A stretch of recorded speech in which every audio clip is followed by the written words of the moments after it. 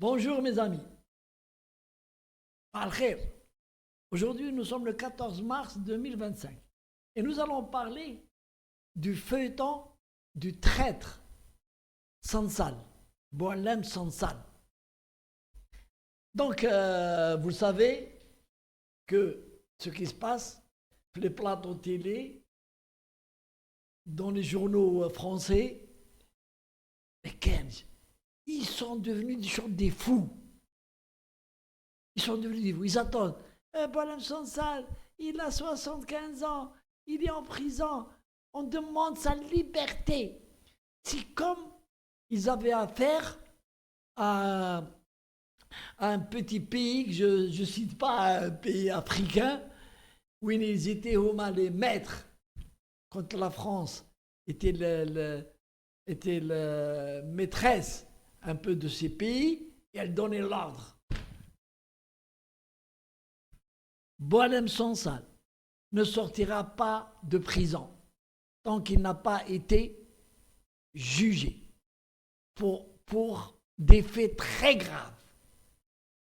Et nous allons revenir au cinéma qui se passe dans les plateaux télé qui sont en train de gagner. En fait, le problème de Sansal, y compris les patrons des chaînes, plus les reporters qui sont invités, ils sont en train de gagner de l'argent.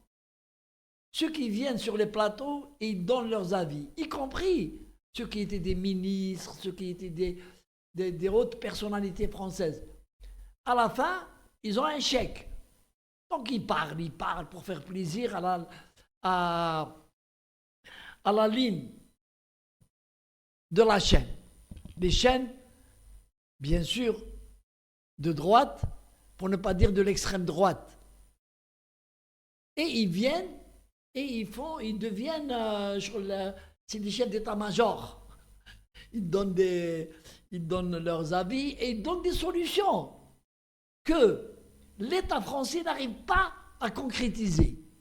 Mais eux, sur des plateaux, assis sur leur derrière, comme l'a dit dans sa chanson Antoine, ils donnent des solutions.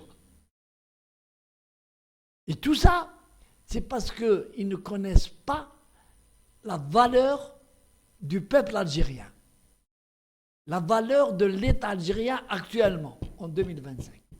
Et il y a beaucoup d'hommes politiques qui ont osé dire que l'Algérie est une puissance et que nous aurons des problèmes s'il y a un affrontement avec l'Algérie.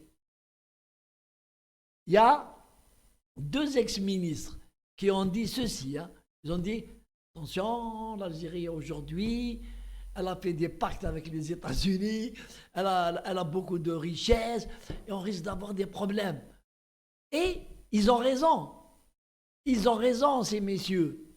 D'abord, l'Algérie ne cède jamais devant le chantage. Jamais.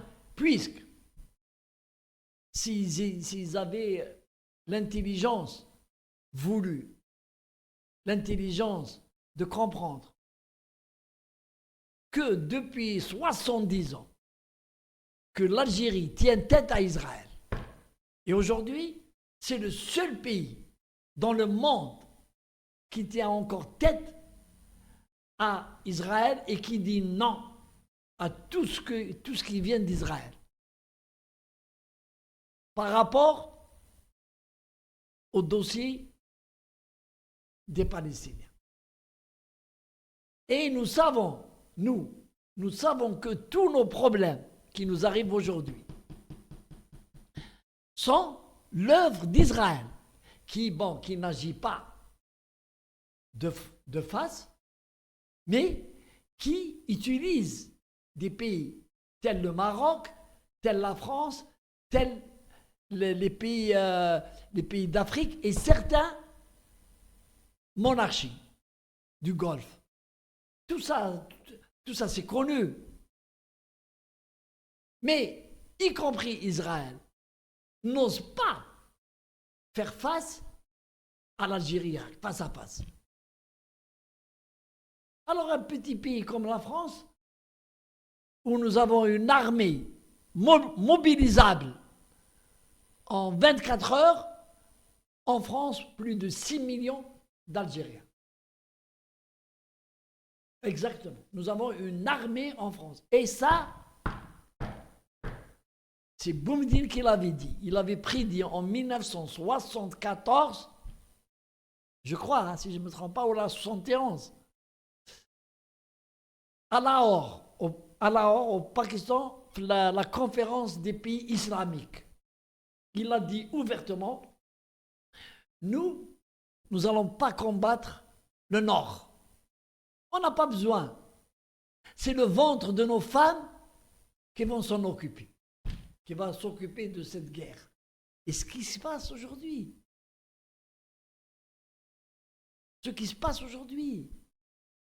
il y a des Français, il y a des Algériens qui sont devenus, qui sont nés en France, ils ont la nationalité, ils ont la double nationalité, et qui sont devenus jusqu'à ministres.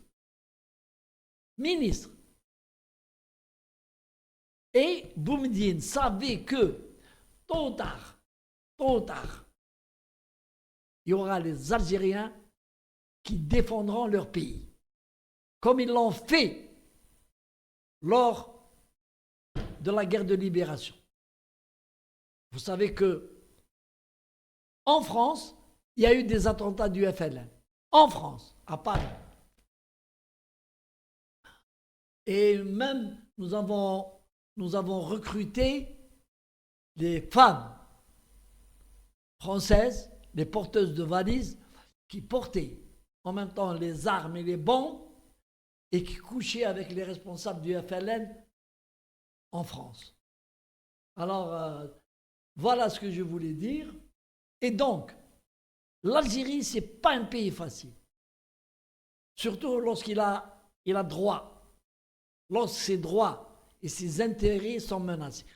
Bon, il y a eu un laisser-aller depuis 35 ou 40 ans par rapport à la France.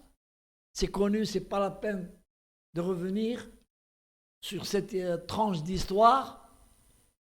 Mais nous avons fait partie de la France-Afrique grâce à des chevals de Troie, à des harkis qui ont été recrutés par les services français, à qui on donnait des ordres et qui faisaient ce qu'ils voulaient. Ce n'est pas la peine de citer.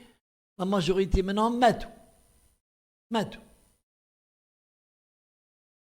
Surtout, Wahed Khabib Kbir, un ancien Oulid Goumi et un ancien officier de l'armée française, l'Arbi Belkhair. Il faisait ce qu'il voulait de Chedli à l'époque, et vous savez ce qu'a fait Chedli, il a ouvert le pays, les Français, il les a laissés faire ce qu'ils voulaient. Aujourd'hui, il y a un président qui va pas dire prend exemple de Boumediene. Et si Boumediene était vivant aujourd'hui, à l'instant où je vous parle, il n'y aurait pas eu de problème avec la France, il y aurait rupture des relations diplomatiques depuis longtemps. Et la preuve, le jour où il a nationalisé les hydrocarbures en 71, je crois, ou en 73,